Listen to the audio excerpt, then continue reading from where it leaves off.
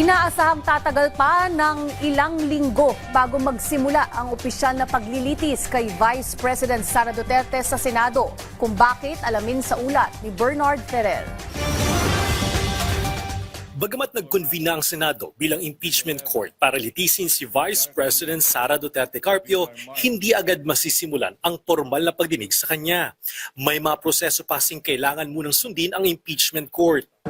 So mangyayari nito, medyo ilang linggo pa bago mangyari yan yung naka-roll na araw-araw na. Bakit? Kasi may 10 days pa para sumagot ang Vice President, tapos 5 days pa, tapos pre-trial pa.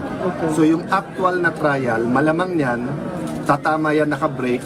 Sa ilalim ng Article 7 ng Rules of Procedure on Impeachment Trial, inatasan ng Vice Presidente na humarap sa plenary hall ng Senado sa sandaling matanggap ang abiso. Matapos formal na maipresenta ang Articles of Impeachment, mag-i-issue ng writ of summons kay Vice President Duterte na inatasang maghain ng kanyang sagot sa loob ng non-extendable na 10 araw matapos niyang matanggap. Iniutos din ni Senate President Alan Peter Cayetano sa Sergeant at Arms na dalhin ng summons kasamang copy ng Articles of Impeachment. Maaari naman maghain ng reply ang prosekusyon sa loob ng non-extendable na 5 araw mula nang matanggap ang sagot. Pinapayagan na magkabilang panig na maghain ng pleading at annexes ng personal o sa pamamagitan ng electronic mail. Samantala, formal ang iniharap ng House Prosecution Panel ang kanilang formal entry of appearance matapos manumpa ang mga senador bilang senator judges.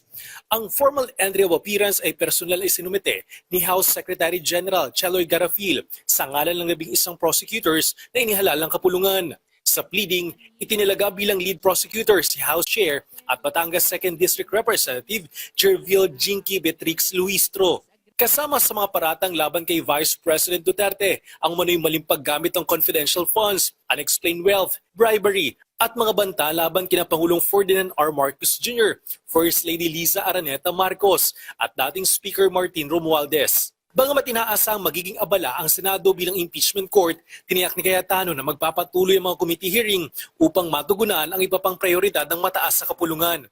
Ngayon, pagka nagka-session na ulit, yun ang mas malaking challenge kasi kung tutusawa yung everyday, kailan tayo magsasesyon. Pero we will balance it. But I want to take the minority because they're statesman and professional enough. Bernard Ferrer para sa Pambansang TV sa Bagong Pilipinas.